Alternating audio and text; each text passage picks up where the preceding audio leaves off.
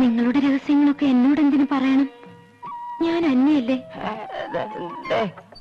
നമുക്ക് നമ്മുടെ രഹസ്യങ്ങൾ വേണ്ട. സുഭദ്ര എന്റെ സ്വന്തമല്ലേ. എന്താ നീ അറിഞ്ഞ എട്ടുകൂടന്മാരുടെ തല ആകാശം ഒടിഞ്ഞു വീഴൂ? ഇത് നല്ല കൂട്ട്. വേണ്ട വേണ്ട, നിങ്ങളുടെ രാജകാര്യങ്ങളൊന്നും എനിക്ക് കേൾക്കണ്ട. എന്റെ സുഭദ്ര ഇത് കേൾക്കണം. എന്റെ സമാധാനത്തിന് വേണ്ടി കേൾക്കണം. മാർത്താണ്ട് ഓർമ്മ മാങ്കോയിക്കൽ വീട്ടിലെ പടിഞ്ഞാറെ അറയിൽ ഒളിച്ചിരിപ്പുണ്ട്.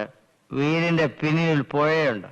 അറയിൽ നിന്നും പുഴയിലേക്ക് ഒരു ഗുഹയിൽ തീർന്നിട്ടുണ്ട്. ഞങ്ങൾ വീടിന്റെ പൂ ആക്രമിക്കുമ്പോ അയാൾ ഗുഹയിലൂടെ പുഴയിലേക്ക് ഇറങ്ങി രക്ഷപ്പെടാൻ.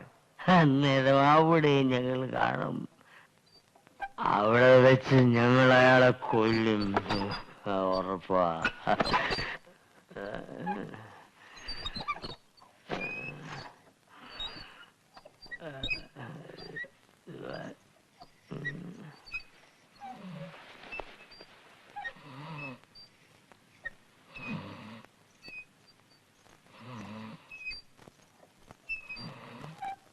മാർത്താണ്ഡവർമ്മ മാങ്കോയ്ക്കന്റെ അറയിൽ ഒളിച്ചിരിക്കും. അറയിൽ നിന്ന് പുഴയിലേക്കൊരു ഗുഹയുണ്ട്. അന്നേരം ഞങ്ങൾ അവിടെ കാണും. ഞങ്ങളും കാണും.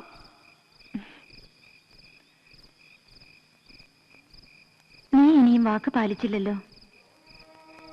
എങ്ക മണക്കാട് മുക്കിലൊരു കൂടാരം കണ്ടേൻ, ഉനെ കൊണ്ടവനെ നാനങ്ക കണ്ടേനടി, കണ്ടും കാണാമൽ വந்தேனடி. എങ്ക മണക്കാട് മുക്കിലൊരു കൂടാരം കണ്ടേൻ, ഉനെ കൊണ്ടവനെ നാനങ്ക കണ്ടേനടി, കണ്ടും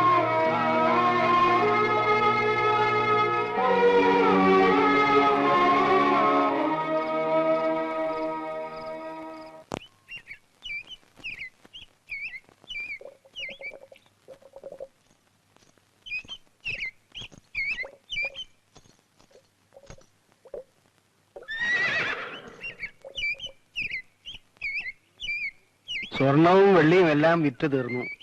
ഒന്നും ഇവിടെ ബാക്കിയിരിപ്പില്ല. ചാലയിലോ മണക്കാട്ട് മുക്കിലോ ചെന്നാ എന്റെ മക്കൾ അവിടെ കാണും. കയ്യിലുണ്ടെങ്കിൽ തരും.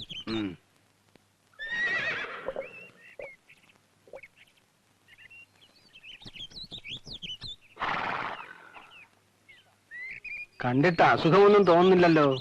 ഇനി അതാണെങ്കിലും ഫാത്തിമ അകത്തുണ്ട്. ദീനം എന്താന്ന് പറഞ്ഞാ മതി. പണം എന്റെ തരണമെന്ന് മാത്രം.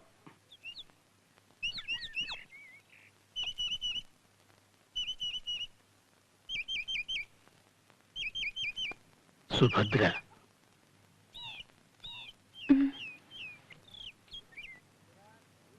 ബീറാൻ ഖാൻ,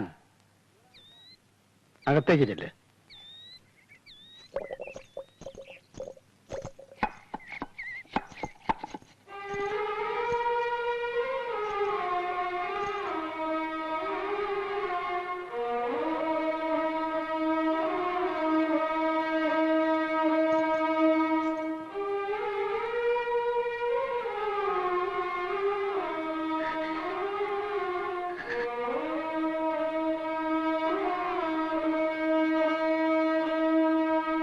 എനിക്കറിയാം, എല്ലാം ഭ്രാന്തൻ എന്നോട് പറഞ്ഞു.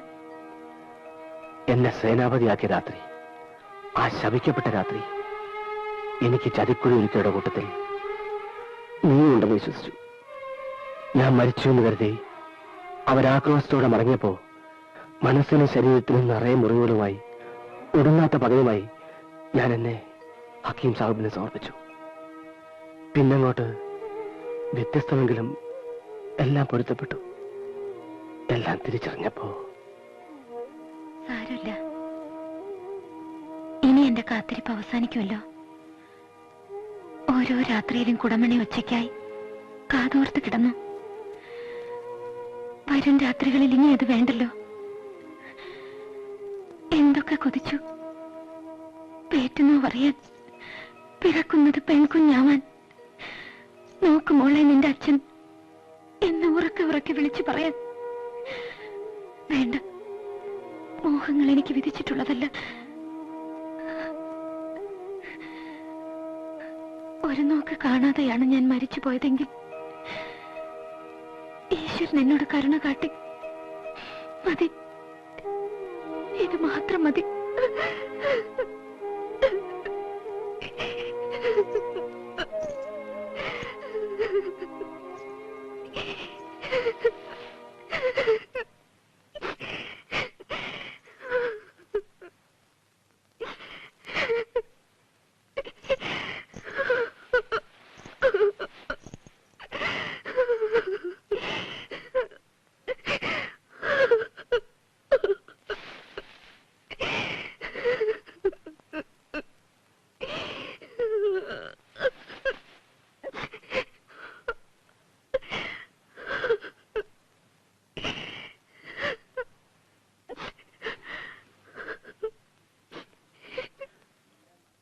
എന്റെ മകൾ ഇവിടെ തനിച്ചാകുമെന്നല്ലേ ഉള്ളൂ.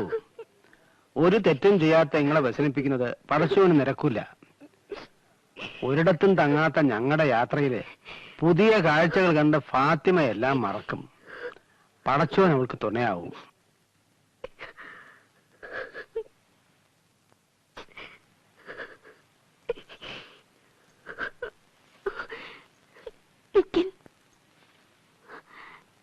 നിങ്ങളെ കുറിച്ച് എപ്പോഴും പറയും. കാണാൻ കഴിഞ്ഞത് സന്തോഷമുണ്ട്.